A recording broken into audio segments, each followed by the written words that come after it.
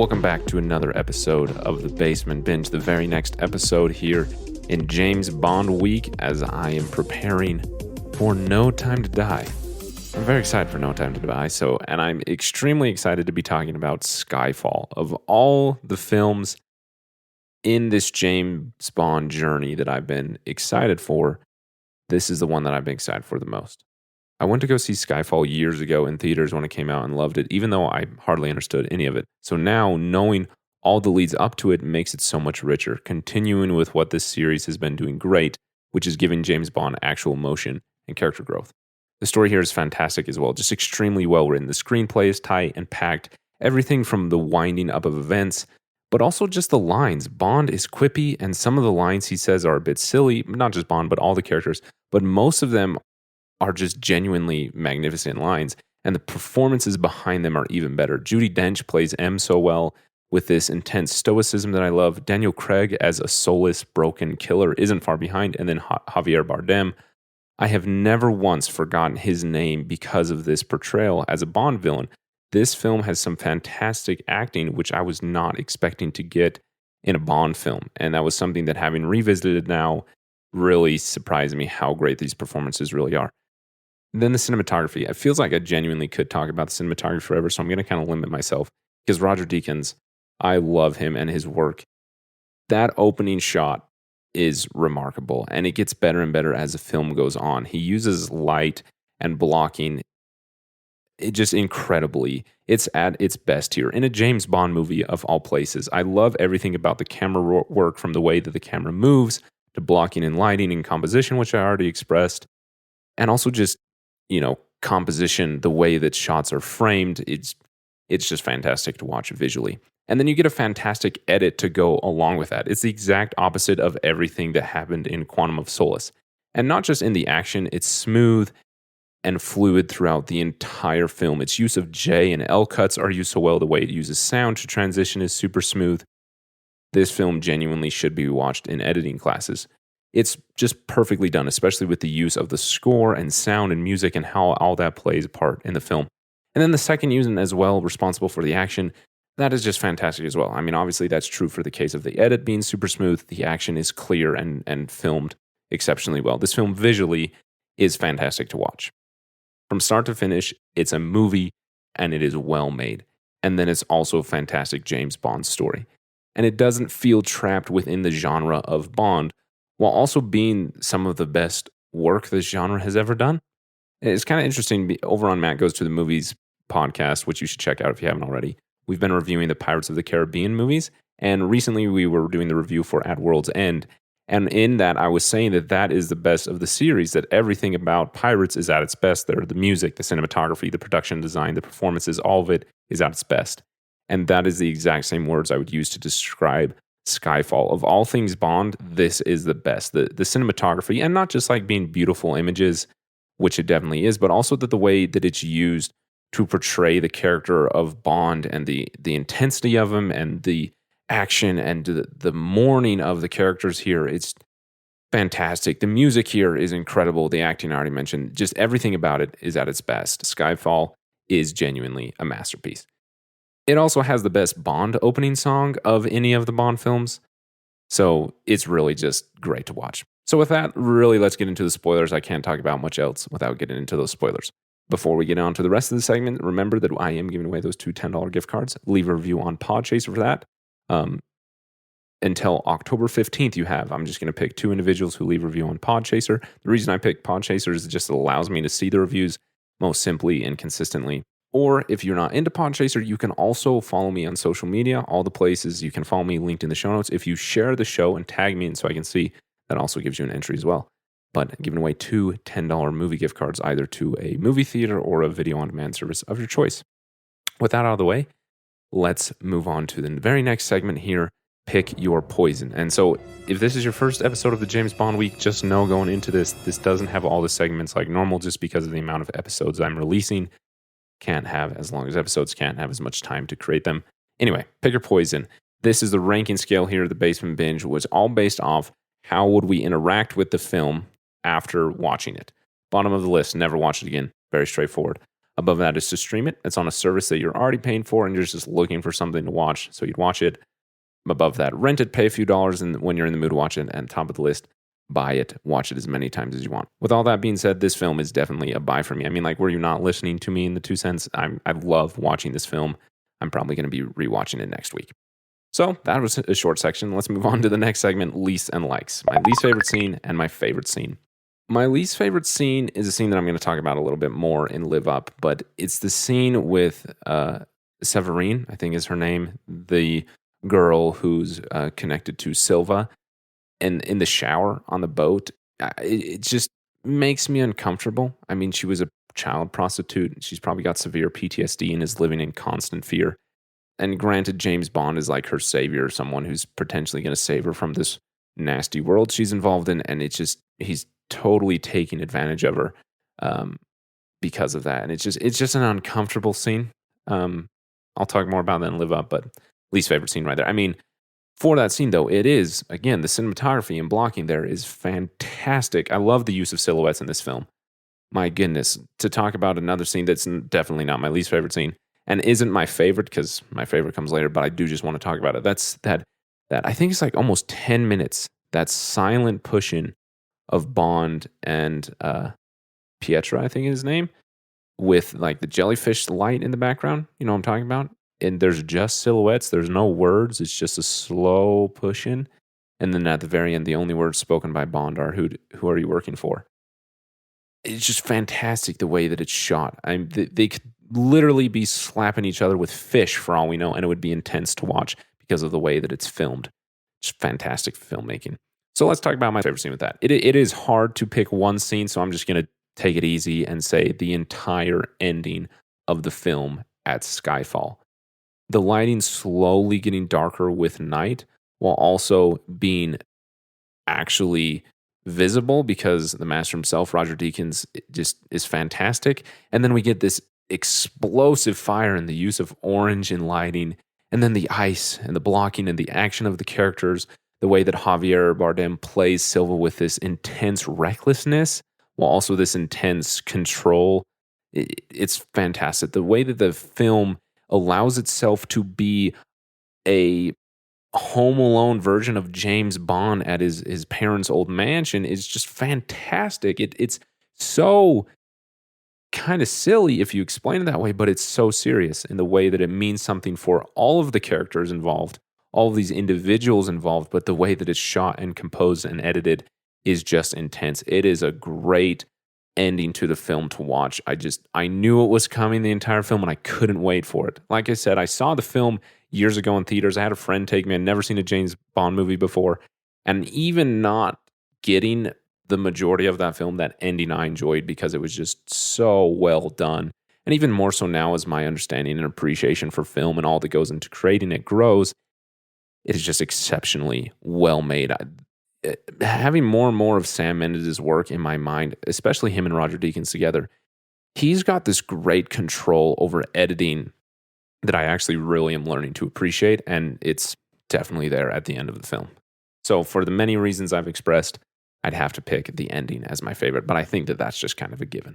I mean, the way that we get the music and the somberness of it and the seriousness of it as they drive that beautiful Aston Martin DB5 through the highlands of Scotland, you know, my goodness, it's just beautifully well done. So surprisingly, so far, this episode has actually been really quick. I thought this was going to be one of the longest because I enjoy this film so much. I thought I would have so much to say, but you know, we're just moving right along to the next segment, Live Up. This segment, aptly named, is where I talk about my expectations for the film and if it was able to live up to them. This is also the last segment of the James Bond week episodes, again, for the purpose of time. So, again, I've mentioned this a bunch so far. I hardly understood the film when I went to go see it in theaters. I liked the action. I loved watching it, but I'd never seen a Bond film before, so there was a lot of weirdness to it. I mean, he dies in like the first 10 minutes or so. How are you supposed to understand that? I was really, really kind of confused. And then you get these crazy visuals as Adele sings, and if you're new to that, it's a bit shocking. Like it's great now. I love it. I can wait for it to start. But that was an intense first interaction with it. I had no idea what was going on. So now understanding it and understanding the loss and hardening of Bond that he's gone through up to this point, it all makes it better. I can appreciate the weirdness for what it is in its masterful creation. It didn't exceed my expectations, though, to answer the question of the segment. It met them right where they were, like nail on the head, which is impressive because my expectations for this were extremely high after Casino Royale. And it's interesting watching this film, knowing those things, because Bond is just a hardened killer who doesn't much care for anyone, and then he dies. Or so the world says. And he's bitter and totally alone, and Bond sees himself as totally soulless. He lost so much of his soul, so to speak, as a young boy when his parents died, and then lost even more of it as a killer. And then what was left of it, he gave to Vesper willingly, and that was just absolutely destroyed. So you understand the desolation of a man who gave little of what soul he thought he had to someone just to be stabbed in the back right to his heart. James is here to simply get the job done. That's what he's trying to do. That's what motivates him. And that's ultimately what brings him back.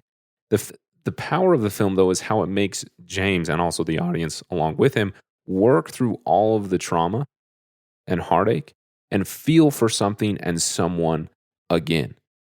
To be motivated by something beyond his skill for government-sanctioned violence. He goes back to the place he first lost, Skyfall.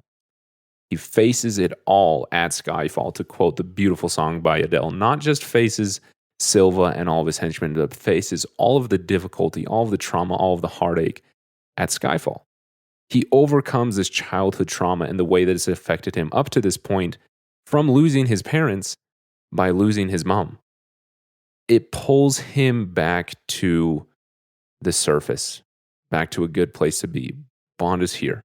He's just as skilled and just as dangerous, but once again, he's aware of what this really is for.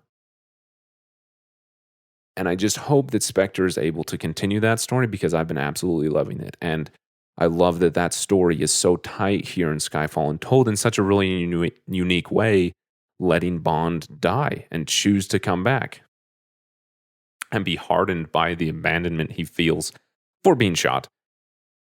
And how that is all just wrapped up so perfectly with everything else that goes into filmmaking. And I'm not expecting Spectre to be anything near Skyfall. I mean, I wouldn't want to have to follow this up, but I have trust that it's still going to carry that along well. And then I love how the film gives us the other version of this in Silva. He has got too much emotion in him, where Bond really was trying to prevent the emotion from affecting him and really cut himself off from it. Silva lets it all in, and it's all twisted up in some strange PTSD combined with rage and hate. And he wants vengeance because he was abandoned, understandably so. But by the time the film ends, I don't think he even knows if he wants to marry or kill M. I mean, it's just twisted up in the most evil way. And we get the extreme between him and Bond on opposite ends. Bond on one end trying to fight the hurt of it all, to carry the burden of this killing without letting it show, while the other goes all in on that hurt, all into the burden, and becomes this evil killing machine set on revenge. To use the lines of the film, they are the last two rats who now only eat rat. Forged by the same pressure. One cracked, the other one didn't. I mean, he was close, but he didn't crack. And then lastly, I just want to talk about how, and I just think it's unique to get those types of things in a Bond film. And I love that it's there, that this isn't just, Bond versus the bad guy, that there's a lot of nuance and there's a lot of subtext to the journey and struggle that both of them are having and the fight between them. It's fantastic. And so lastly, I just want to talk about how the film that is supposed to be celebrating 50 years of 007 is probably the most anti-Bond movie of all time, while still having respect for the entire legacy that is there. This film is just entirely devoid of gadgets. I mean, they're there, but they're really kind of low tech. They are fun, and I love the way that the gadgets are used, both with like the palm print pistol. I love that scene with the Komodo dragon. I love how James Bond like points at the dragon and freaks out. fantastic scene. But by the end of the film, it goes to incredibly low tech with sawed-off shotguns. But the way that that low tech is used is still full of great ingenuity that it does feel like gadgets. It feels like this fits in a Bond film where you got things to work for your advantage. You got an eject button in your car. Well, here we got exploding light bulbs, so to speak, rigged with Ziploc bags. And then we also get things like the great Aston Martin DB5. And when you see the car, they play the Bond theme underneath. And even if you didn't know that that was a Bond car, you know now. And it isn't about the car, it's about Bond and M on the run. But the respect is there to throw in the theme and with the car and have it be a little bit more than just a car, to have it mean something. And also the fun to add in things like an eject button and the headlight guns and to have them be there. You know, have them not be the prime focus, not have them be some MacGuffin or some check-off button or whatever it needs to be. It's just existing in the world along with them. But then also they blow up the car a few minutes later, so I guess nothing's really safe. And then we have the villain as well. He's probably the most Bondy villain you've seen. He's motivated completely by revenge and full of sinister plans to make that revenge happen. I mean, just years and years of evil work and planning just to get back at one person. And he's got the lines and the line delivery to go along with it. But you also kind of understand the guy. I mean, this man was abandoned. He clearly is not okay because of it. That PTSD is mixed up all inside him in the weirdest way. And Javier Bardem plays Silva with constant annoyance at Bond for getting in his way. And it's just fantastic the way that would be an attribute of this villain. I mean, that shot, that long shot of Silva walking towards Bond on the island is just fantastic filmmaking altogether.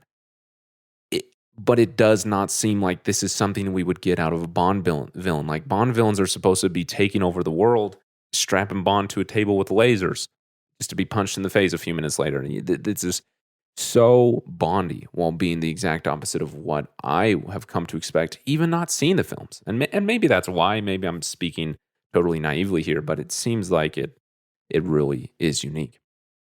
But it's mostly the most, that was repetitive, anti-Bond film in its portrayal of that character, James Bond. He's full of charisma and charm here, but you're not entirely okay with it. You feel remorse at everything, from the sex to the killing to the loss to everything. There's a greater cause here with a lot of collateral damage. You see him, to go back to that scene I talked about in my least favorite scene, in that steamy shower, and you know that Bond somehow is the elixir of lust for everyone around him. But you see the flaw in the man who chooses to use people so quickly. It's Bond as he always has been, but now it's uncomfortable and it feels wrong. We have a fantastic scene earlier in the series, just 2 films ago, that I talked about, with Bond in the shower in Casino Royale, which is totally different. I mean, the characters have their clothes on. Totally different interaction, where in this film, it's the opposite. And it's not motivated by care and by emotion. It's motivated by someone who doesn't care. And it allows you to feel that lack of care in an appropriate way. And it just lays it all out there, flaws and all, and lets it be part of the legacy. And it's fantastic. It breaks the tropes down into something worthwhile. It understands the weight of the ideas that we've had about this character and his skills for 50 years, and uses them to tell a story focused on individuals being broken down, centered around M and Bond caring for each other. And I love that that's what brings Bond's back through the hardening that he's had into someone who we see so carelessly take advantage of people and take people out as he needs. We see him come back by realizing he does care and understanding once again what he really is fighting for. It's just a fantastic film. Talking about it right now makes me want to watch it again. It is a fantastic film. So I'm excited. Going to see No Time to Die. Looking forward to that. Subscribe to The Basement Binge for that episode coming really soon. These James Bond episodes have been a blast. So once again, this is The Basement Binge. My name is Harrison, and that's all for now. Ciao, ciao.